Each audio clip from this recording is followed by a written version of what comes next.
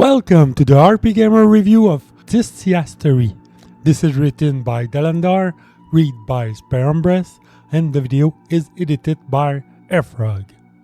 First-person turn-based dungeon crawling is an RPG style as old as they come, giving players many ways to combine different classes and abilities to conquer difficult enemies. Thysiasteries build on the subgenre basic concept with the wrinkles of roguelike gameplay, unique skill progression, and random character creation. The game focuses on best utilizing its random characters and making the most out of skill customization and uncertain treasure collection. Its roguelike nature makes the gameplay fast-paced, and building parties is enjoyable even in defeat, making for a fun yet basic loop. The player's first character, who can be customized in name or randomly chosen, wake up branded in a jail cell. They only recall where they came from, with some classes offering different skill available to learn based on that. But otherwise, there is just an introductory backstory to the world that rarely come up within the gameplay. The only motive is escape, and gameplay is the full focus of Thysiastery. Enemies and equipment lean into a combination of sci-fi, modern, and fantasy in a way that juxtaposes everything to give the world a bit of character. Yet it feels like everything fit in. The advantage of creating the first party member to explore the labyrinth and Thysiastery is that it gives a sense of normalcy within the random roguelike confines. Random characters can still turn out well, though the biggest hurdle to survival is making sure magic to its elemental weaknesses and heal party member constantly is covered. There are a lot of skill in the games, so even the most unlucky character can be worked into something productive. With consumable item being sparse and healing spell rarely appearing on non-dedicated classes, finding a way to keep party member alive, usually through a dedicated healer, is a priority. After clearing the introductory floor, a mural with fighter, mage, and healer allow players to choose an archetype and gain the relevant skill to fill that role within the player's party. The only other currency party member randomly generated can be found at the campsite starting off the second biome. Otherwise, players fill out their party by breaking characters out of cage that may be found on the randomly generated exploratory floors. All in all, players can collect 7 total members on a full run, presuming no one dies, and being able to mix and match them into a good party is definitely easy enough to do. However, while it is easy enough to make a viable party, there's a big asterisk in there due to the natural difficulty of combat. Random combination of characters can only succeed if players survive long enough to make them powerful.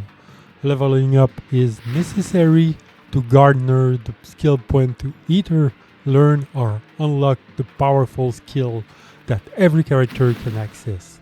All 6 skills in the basic skill tree can be learned normally, with up to 4 extra abilities available to be gained by developing a new ability through one they already know, or by being taught one of another character learning skill. Developing and teaching can branch character out from the path they're already on, giving a lot of customization. Developing a skill always results in the same follow-up ability being learned, but Thysiastery always presents this as unknown, leaving it to the player to remember what developments are worthwhile to pursue. The randomized layout rarely does equipment gathering any favor. Some aspects are set in stone. For example, the first floor players wake up on will have 4 treasure chests in it, and the boss floor of the same biome will have 2 of the same spot each time. That does not mean that anything is set for anything else. Some playthroughs have treasure and abundance while others has very little. The most important feature is that each non-boss floor has a merchant hiding somewhere on it. The merchant will offer somewhat randomized trade 1-for-1 with something the player has in their inventory that include currently equipped gear, so it can be quite tantalizing to have an exciting offer even when it's for the party's strongest current weapon. Every piece of equipment found, even as early as the first floor, can be a lifesaver, simply by being better than what players start off with, and there's no guarantee they will find any better.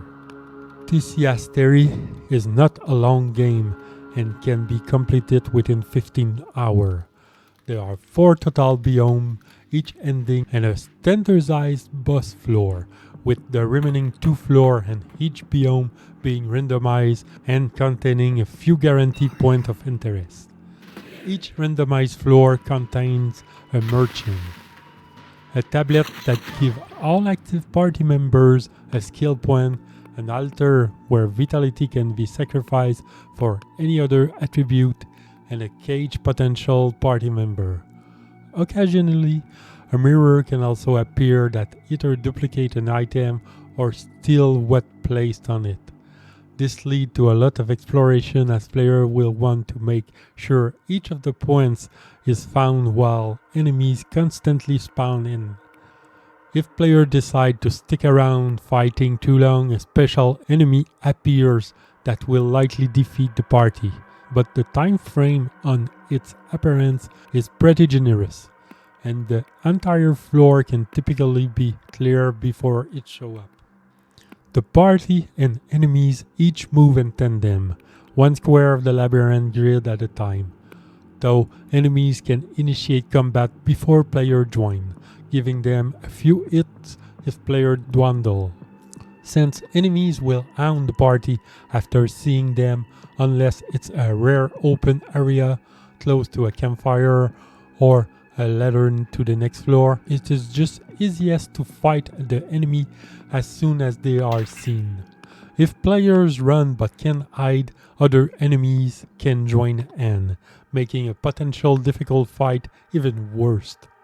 Soon after the party begins exploring the labyrinth, they gain focus. While focus, all of the skilled players will use cost a fraction of the technique point TP needed.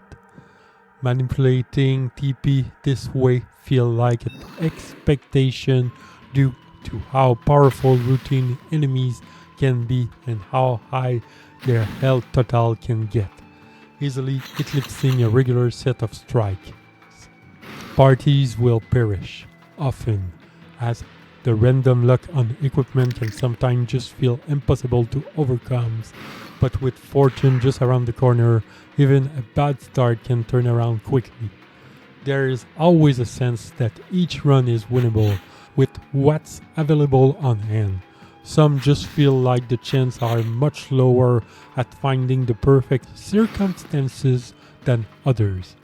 This feeling is compounded by the merchant trade option, which can only be viewed once, and sometimes it feels like not having an item from a nearby treasure chest can mean that an offer has shifted or being taken away due to not having what is expected from the party at that point.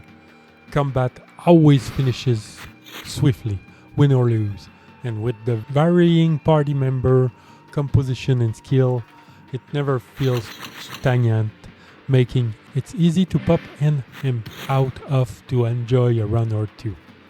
It is a battle of quick wit that feels contrary to the thoughtful dungeon crawler that make up genre's past. Thysiastery is an interesting mix of old school when it comes to its presentation elements. The music is very much ambience, never shifting out of that background gear while providing a foreboding dread that tickles tension levels as players explore the labyrinth. At first glance, the visuals seem minimalist, with only one monochrome color utilized, until probing deeper and noticing the use of styling, shading, and background details. These same details are put into the enemy design that grow on players with each encounter.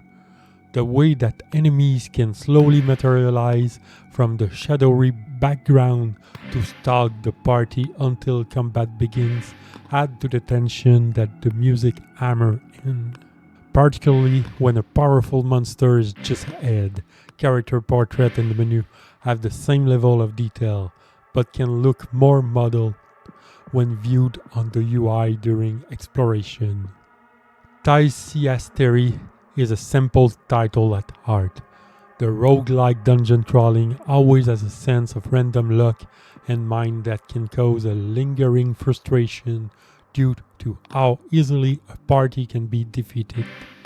This frustration can give way to a pleasant surprise when weak party members strive farther than expected, or when that next treasure chest or merchant visit change everything for the better. The quick-paced combat is always fun to dive into, and the amount of skill gives plenty of viable variety to tinker with in party composition. Charging blindly is not a usual feeling for the typical first-person turn-based dungeon crawler, but the easy replayability found here make it exciting to explore all the possibilities. And despite a decent amount of trial and error, it is a worthwhile chance to take for fans of roguelike and dungeon crawlers alike. RPGamer give Thysiastery 3 out of 5. For more detail, hit up the link in the description below. For more video content, subscribe to the channel. Follow us on Twitch for daily stream of your favorite RPGs. Join on the discussion at rpgamer.com on Discord. And for the latest in RPG news, head over to rpgamer.com.